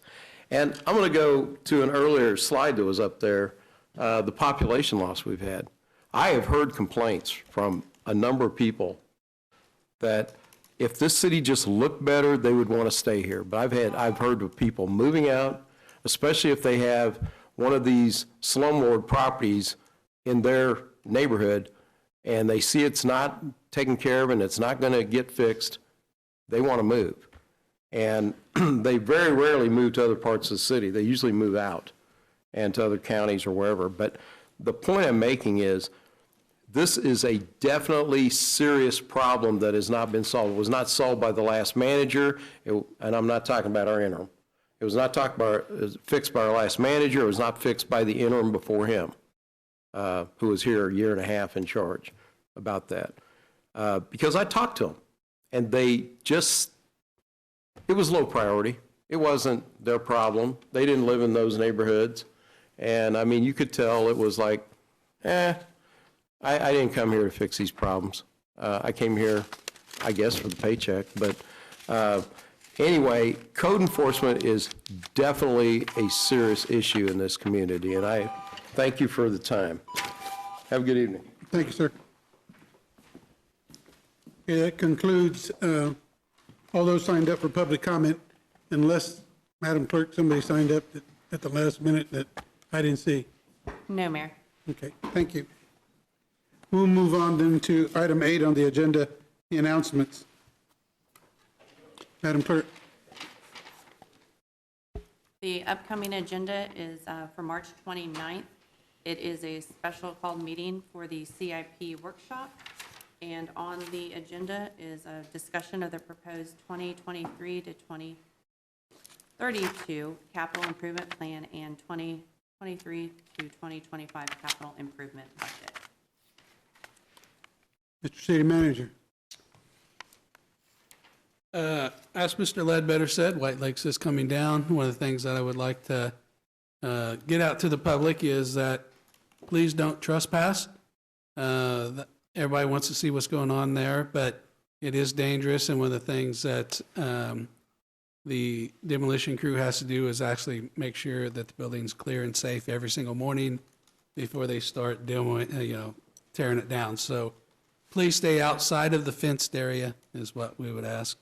And the other thing is just a reminder, the 29th is our CIP workshop scheduled. So that's what I got. Thank you, sir. Councilwoman Hiller. Thank you, Mayor. I have 4 kind of quite different comments. One, it's just good to see St. Patrick's Day back in March. And we managed to pull it out on the weather, I guess. So that was just nice. And thanks to everybody who created the party and everybody who was the party.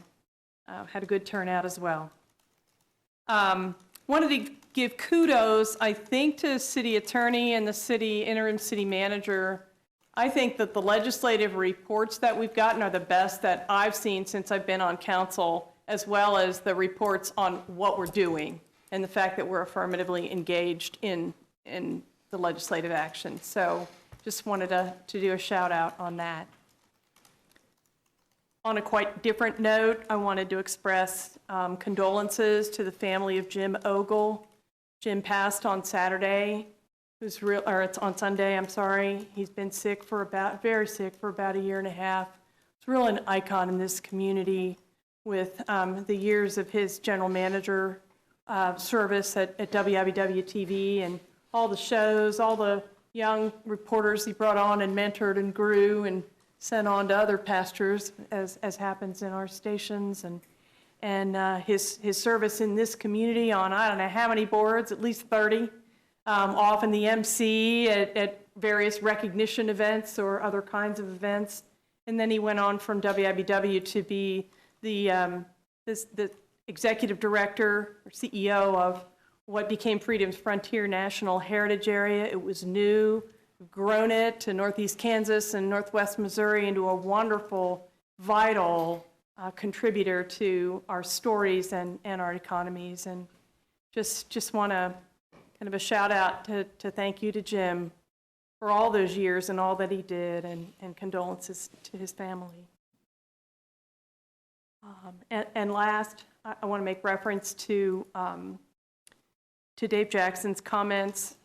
We've talked about the 9/11 North Kansas more than once in the council meetings. I know that the understanding I was given was that the walls were not stable, and the fact that there was not attention to them was affecting life safety of neighboring properties. If in fact what Mr. Jackson has reported is true about the security, my understanding is that security has been in place, solid, and the other factors, I just would put a word in that sometimes it's not the right time for a building to be reoccupied. We have a lot of vacant buildings that have been owned and vacant longer than that one by the same owner that aren't getting that same kind of attention. So I just wanted to put a word in that if in fact what was shared with us is so, I would be someone who's willing to reconsider the action that we took before. That's it. Thank you. Thank you. Councilwoman Ortiz.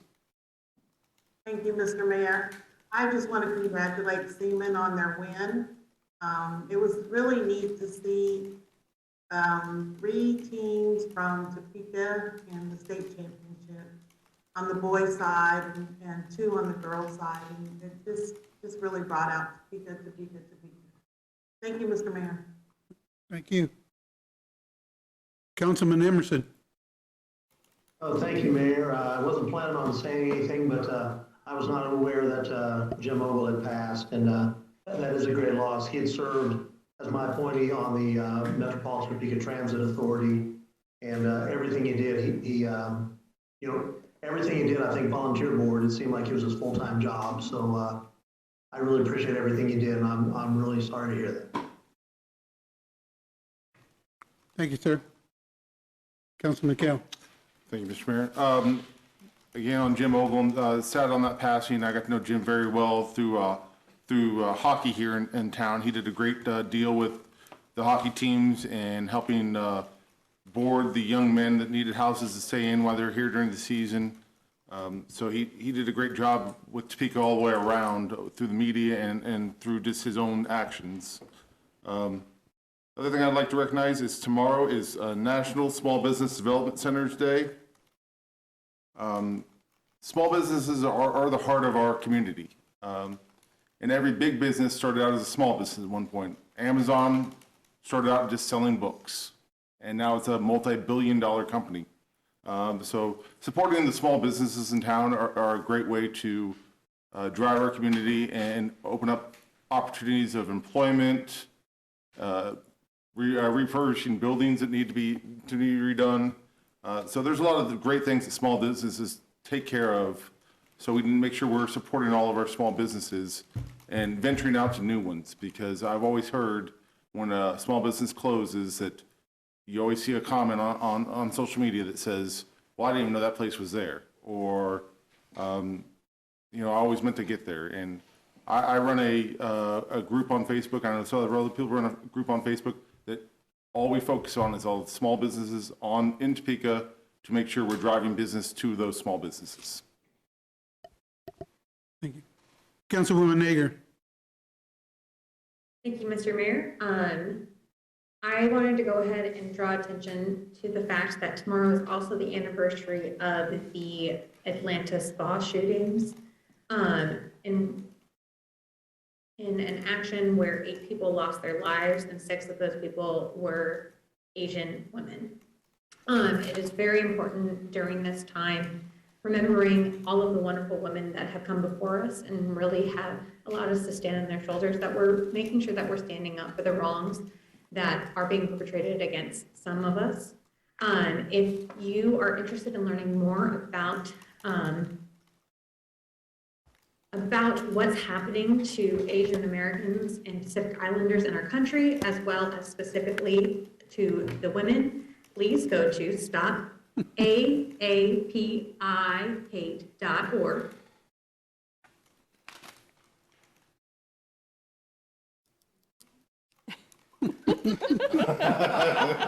You should see the face. Yeah, her face is on the-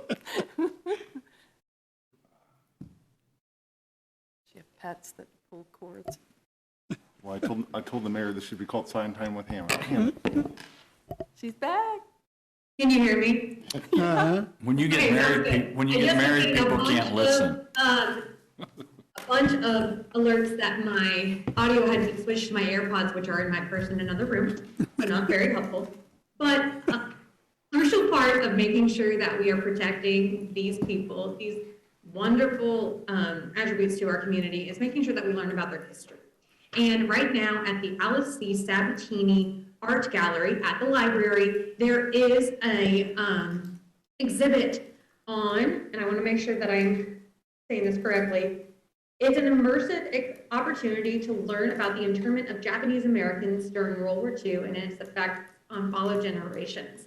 During World War II, Japanese Americans were, especially in California, were relocated to internment camps. They lost their property, they lost their businesses, and they lost their standing in their communities. You can find out more information at the library, but it is open until May 22nd, 2022. And I would strongly suggest that people go check it out. It's a wonderful art gallery and a very good way to go ahead and open the door to finding more books and other media resources at our wonderful Topeka Shawnee County Public Library. Thank you, Mr. Mayor. Deputy Mayor Duncan. No, I'm sorry. I'm sorry. Councilman Dobler. Gosh. You had your turn. Invisible there for a You second. had your turn earlier. I know I lost a little weight, but not that much. I too would like to offer condolences to Jim Ogle family. Gosh, what a great guy, and it's just a shock to think that he's no longer here. Served on so many boards, did so many things, always a positive attitude, always a smile. He's going to be missed. I had the opportunity last Saturday to serve at the Blarney breakfast, had a great time. Both our chiefs were there. I believe City Manager Cochran was there. Hopefully raised more money this year than the last time. But a great turnout for a great cause. Again, Cappers is an icon in this community, a very unique entity that does such great work. Thank you, Mayor. Councilman Dobler. Give you a second shot. Yeah. Deputy Mayor Duncan. Nothing, Mayor, thank you. Councilman Lesser. Yeah, just two quick things. Two completely different ends of the spectrum as well. Congratulations to my Seaman Vikings and Coach Craig Cox. I'm going to brag a little bit because I was on the school board at Seaman when we hired Mr. Cox, and just a good guy, and more importantly than winning the state championship, the first for us ever as Vikings. He's just good for kids, and we need more Craig Coxes. And then on the other end of the spectrum, yeah, I was shocked too. Neil showed me that. I had not heard that. You know, that's when Jim first moved to town with WIBW, I went to did his insurance, and he asked me to go play in a golf tournament, and I said, of course, yeah, I'd love to do that. And he didn't tell me I was going to get to go to Prairie Dunes down in Hutchinson, Kansas. You know, one of the best courses. And so got to know Jim and all his work through Civic Theater, and he was a friend. And you know, that's kind of one of those things with COVID. You know, this is kind of, I didn't know he was sick, and I considered Jim a friend, but you don't see each other as much in different things over the last, 18 months, and I feel badly that I didn't know that. So my condolences to his family and to his son Colton, and he will be missed. Big void in community volunteerism and stuff. So that's all I have, Mr. Mayor. Thank you. Thank you, sir. I would take the opportunity to also offer my condolences in Jim's passing. I don't know that I ever met anybody who volunteered as much as that man did. Every time I went to some organizational meeting, Jim was there. I mean, he put his heart and soul into this city, and so you're right. Personality like his is very rare, and we were glad to have had him as part of our community. I'd also like to mention an event that's happening here in Topeka. Kind of talks a little bit to what we've discussed with regards to small businesses. Go Topeka is hosting, along with the district director of the Small Business Administration out of Kansas City, a small business symposium that will be happening on March 26th. I would encourage people who are interested, who think they want to start a business but don't know where to get started, need those resources, to sign up, register, and go. I think it's a free opportunity, so I would encourage people to look at that. I've asked our communications director to put that information on Channel 4, so check it out there if you don't remember the information. March the 24th, it'll start at 8:30 in the morning. A reminder again of Dino Days that's going on in Topeka. Make sure you get a chance to go out to the park or to the Union Station or to the Discovery Center. All those locations have a different look at dinosaurs, and I tell you right now, the excitement that is generated in this city for the youth and their adults taking their kids. The adults use the kids as their excuse to go see, basically, but they really are impressive to see. One other thing, I think it's important, if you happen to catch it on the news, I was asked to come out and do a greet and meet at Homestead Assisted Living this morning. Great group of people out there. It's on TV, and you can see me. They took the time to make me an honorary mayor's sash. And so I got to wear that while I was out there. But the important thing there, and the important person there, was a woman by the name of Helen Rhodes. On April 2nd, she will turn 100 years old. And she was there in the front row, you know, listening and participating, and looked well. But I want to recognize her for the milestone that she's approaching. Plus, she was a World War II veteran. And I think that's important to note. Oftentimes we forget about veterans in general, and sometimes even more specifically, female veterans in our community who have served. So I thanked her for her service, and I think it's important for me to make that mention today. That's all I have. We do have occasion to go into executive session. And City Attorney, we have 2 executive sessions. Will we go in one, come out one, and go back in, or can we do them both? Correct. Under law, we'll have to go in, come out, read a new motion, come back. Okay. If you would read, please. The motion would be to recess into executive session not to exceed 25 minutes for consultation with the city attorney to discuss attorney-client privileged matters regarding specific litigation as justified by KSA 75-4319B2.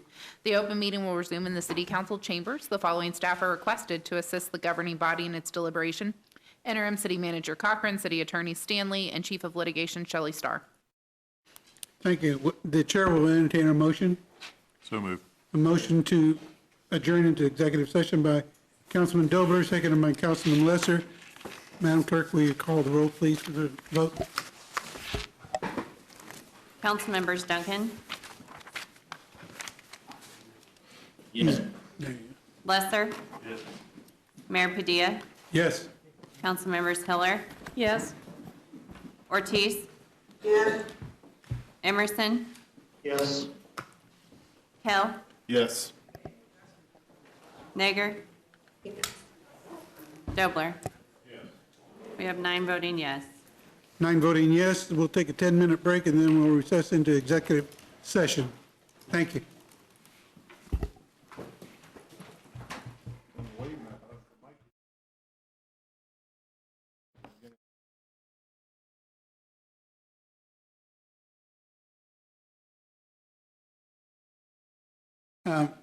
The governing body has concluded the first executive session with no action.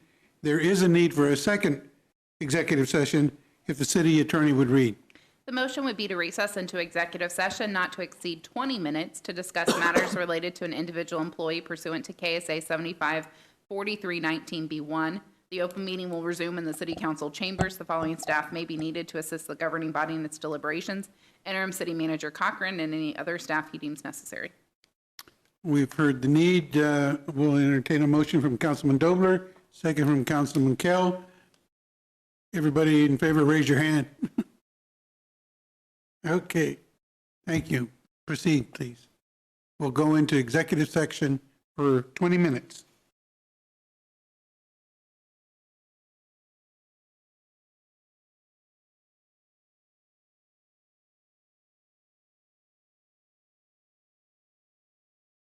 We are now in open session again from our second executive meeting. No action has been taken by the body. If there is no further business to come before the body, I close this meeting. So, Councilman?